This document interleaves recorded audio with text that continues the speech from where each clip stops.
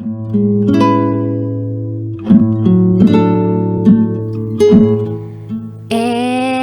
now, it's time for DJ Rocky's Secret Files.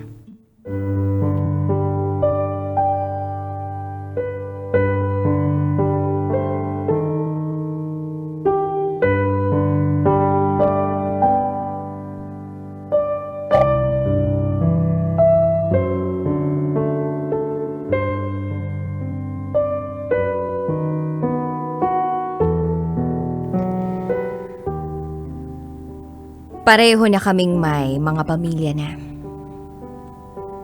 Pero, mahal pa rin namin ang isa't isa.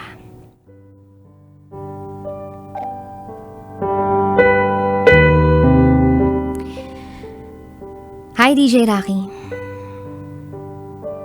Hindi ko akalain na susulat din ako sa iyo. Nakikinig lang ako sa programa mo tuwing day off ko eh. Pero eto ako. Itago mo ako sa pangalang Shane at ito ang aking secret file.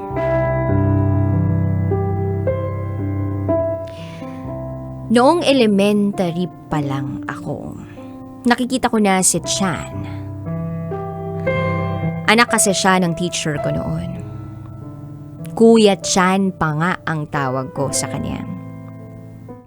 Hanggang sa nag-high school na ako't nagdalaga. Year 2004, 14 years old na ako.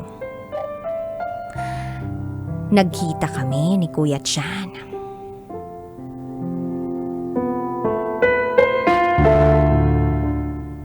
That time, 21 years old na si Kuya Chan.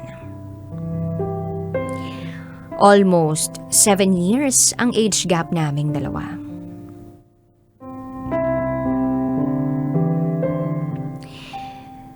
So, nagkakuhaan kami ng number. In particular, kinuha ni Kuya Chan yung number ko sa tita ko na siyang konsentidor at yun na, naging magka-text na kami. Niligawan na niya ako. Nakakatuwa DJ Rocky kasi humarap siya ng maayos sa daddy ko. Nagpunta siya ng bahay at lagi siyang pumupunta ng bahay para manligaw. At kahit buwisit sa kanya si daddy, dahil nga bata-bata ko pa noon, hindi pa rin siya tumigil. At kahit nanliligaw pa lang siya noon, alam ko na mahal na namin ang isa't isa. Sinasabihan ko na rin naman siya ng I love you at ganoon din naman siya. Hanggang March 2006, sinagot ko siya. Ang saya-saya ko noon, DJ Rocky. Hindi man siyang first boyfriend ko, pero alam ko talaga na iba ang nararamdaman ko para kay Chan. Siguro dahil ang laki ng age gap naming dalawa. At natotolerate niya lahat ng kababawan ko. Time went by, nag-start na ako mag-college. Siya naman matagal na nag-stop sa pag-aaral. Dahil medyo nabarkada siya. Pero dahil na-motivate na rin siya, dahil sa akin, at talagang kinoconvince ko siya na bumalik sa pag-aaral, pumayag ang mga magulang niya na mag-aral siya uli. College days ko, super saya. At malaking parte siya doon. Sobrang bait ni Chan. Maalaga. Kahit mas maraming time na inaaway ko siya, hindi niya pinapatulan yung pagiging immature ko. And then I realized na parang hindi ko na kayang meron pang makasamang ibang lalaki.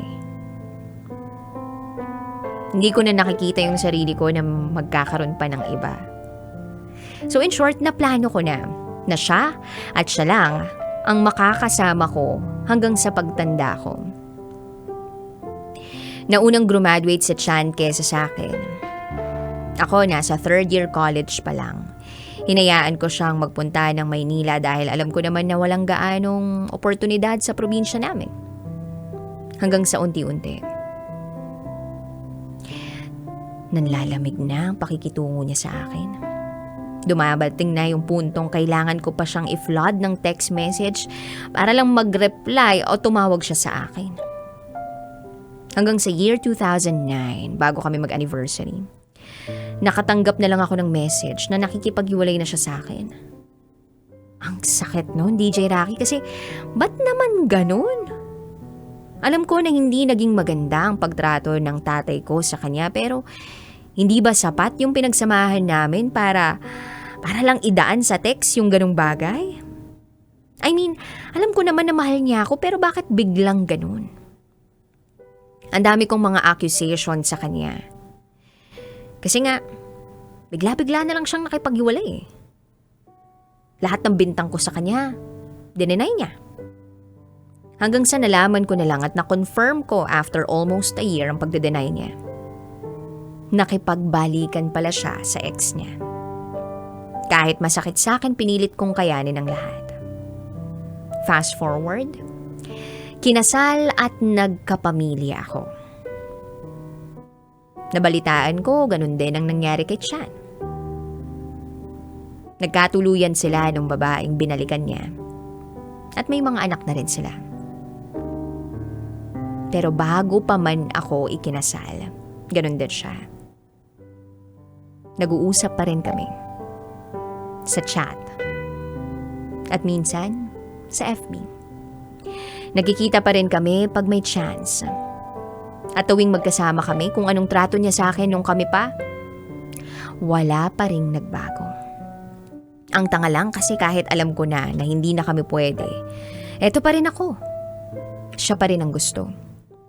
Dumating yung time na umalis siya para magtrabaho abroad, pero kahit lumayo siya, tuloy pa rin ang communication namin. Tuwing nasa bakasyon siya, nagkikita pa rin kami. Minsan, almost 1 year kaming hindi magkikita, pero pag nagbakasyon siya, ayun na naman, magkikita uli.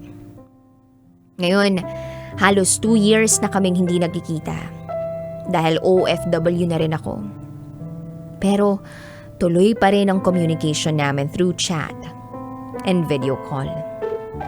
Ang tanga lang, diba? Minsan pumapasok sa isip ko, hanggang kailan ba ako magpapauto sa kanya? Alam naman namin parehas na mali.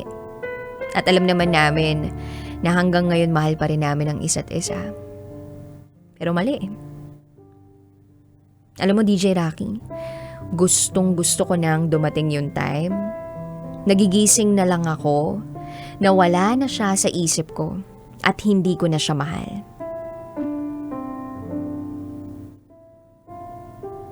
Kailan kaya mangyayari yun? Napakahalaga sa akin ang asawa at mga anak ko. At alam kong ganun din naman siya sa pamilya niya ngayon. I just don't know how to get out. I'm 32 years old now. At halos kalahati ng buhay ko, minamahal ko siya. Until now, masakit pa rin sa akin na isiping bakit hindi kami ang magkasama ngayon. At bakit natitiis at nakakaya ko na hanggang ganito na lang ako sa kanya. Fresh pa rin sa memories ko kung paano kami nag-start noon. Pero sana mapag-aralan ko. Nabitiwan ang lahat ng yun. Forever na siyang nasa puso ko. At alam kong hindi na mawawala yun. I pray na sana instead of focusing on loving him, ay sa family ko ibigay lahat ng pagmamahal na kaya kong ibigay. At alam ko, yun ay kahit kailan, hindi magiging mali. Hanggang dito na lang po, DJ Rocky. Muli, ako si Shane. At ito, ang aking secret file.